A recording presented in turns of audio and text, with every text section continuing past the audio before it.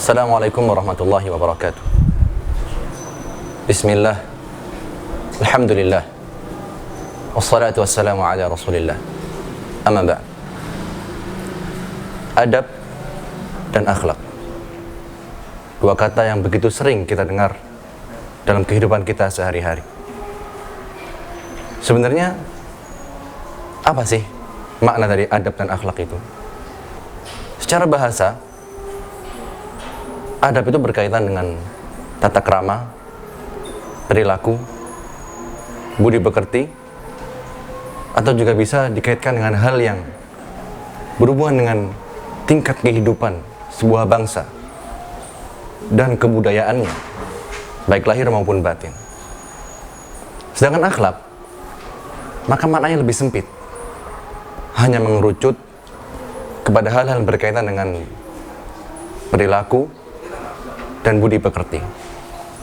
Coba kita bawa dua kata tersebut dalam konteks syariat, dan kita lihat bagaimana para ulama menempatkan dua kata adab dan akhlak. Dalam sebuah hadis Rasulullah SAW bersabda, "Innama bu'ithtu liutammima salihal akhlaq." Beliau menyebutkan salihal akhlaq sallallahu alaihi wasallam. Hanyalah aku diutus untuk menyempurnakan akhlak yang mulia. Beliau menyebutkan akhlak. Dalam sebuah riwayat yang lain, ibunda kita Aisyah radhiyallahu anha menghikayatkan tentang akhlak Nabi sallallahu alaihi wasallam dengan ucapan beliau, "Kana khuluquhu al-Qur'an." Bahwasanya akhlak Nabi sallallahu alaihi wasallam adalah Al-Qur'an.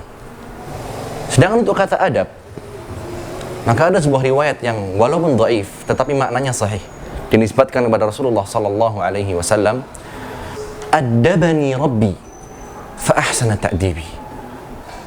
Rabbku Allah SWT mengajarkanku adab, memberikanku adab dengan sebaik-baik pengajaran.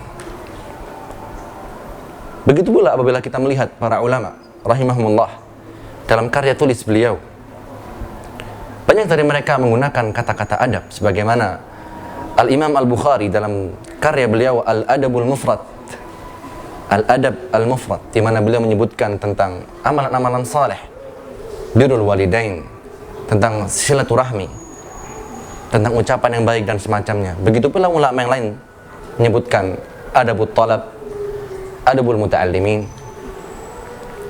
Nah, kemudian para pakar bahasa Arab mengumpulkan berbagai makna yang terdapat dalam kata adab dan akhlak, baik makna bahasa ataupun makna istilah sesuai dengan perkembangan zaman, dan mereka menyimpulkan bahwasanya adab itu adalah hal-hal yang berkaitan dengan perilaku yang nampak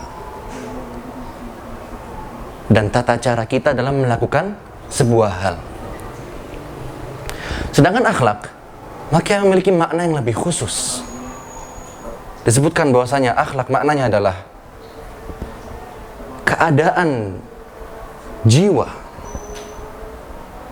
yang keadaan tersebut melahirkan sebuah perilaku yang natural, yang keluar begitu saja tanpa perlu paksaan maupun memaksakan diri.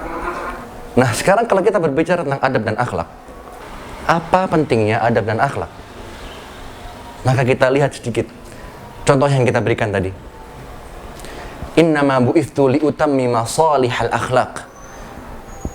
Hanyalah aku diutus untuk menyempurnakan akhlak yang mulia. Seberapa pentingnya akhlak dalam Islam sampai-sampai Rasulullah SAW diutus dengan agama Islam yang sempurna ini untuk menyempurnakan akhlak yang mulia. Begitu pula di hadis yang lain, Nabi SAW bersabda, "Al-birru husnul khuluq." Kebaikan adalah akhlak yang mulia. Coba kita perhatikan bagaimana Rasulullah SAW memberikan kalimat yang seakan-akan menginformasikan bahwasanya kebaikan, semua kebaikan ada pada akhlak yang mulia. Di hadis yang lain pula Nabi SAW bersabda bahwasanya dengan akhlak yang mulia seseorang dapat mencapai derajat orang yang senantiasa puasa sunnah dan menegakkan sholat malam. Dan ketika Rasulullah SAW ditanya tentang ma aktsaru ma yudkhilun nasul jannah, apa sih hal yang menyebabkan kebanyakan manusia masuk surga, beliau menjawab dengan dua, taqwallah wa husnul khuluq. Takwa kepada Allah Subhanahu wa taala dan akhlak yang mulia. Dan begitu banyak hadis yang lain menekankan kepada kita betapa pentingnya sebuah akhlak. Bahwasanya orang yang memiliki akhlak mulia adalah orang yang paling sempurna imannya. Akmalul mu'minina imanan ahsanuhum khuluqa. Kemudian bagaimana Rasulullah SAW menjamin cinta beliau bagi orang yang paling baik akhlaknya.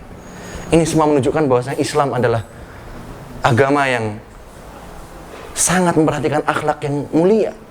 Dan bahwasanya akhlak mulia itu memiliki posisi yang tinggi dalam Islam. Selain ini, kita semua tahu bahwasanya akhlak itu memberikan efek yang besar kepada masyarakat. Bagaimana akhlak dapat mempengaruhi jalannya, berkembangnya sebuah masyarakat. Ketika tersebar di antara mereka akhlak yang baik, maka mereka berkembang menuju perbaikan. Sedangkan ketika tersebar di antara mereka akhlak yang buruk, maka kalaupun nampak kebaikan, maka itu hanyalah sesuatu yang zahir, sedangkan batin mereka ringkih dan rusak.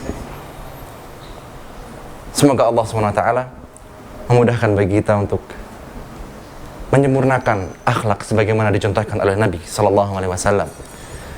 Dan semoga Allah SWT memudahkan kita untuk bertemu kembali di surganya. Aqulu qawli hadza, wassalamualaikum warahmatullahi wabarakatuh.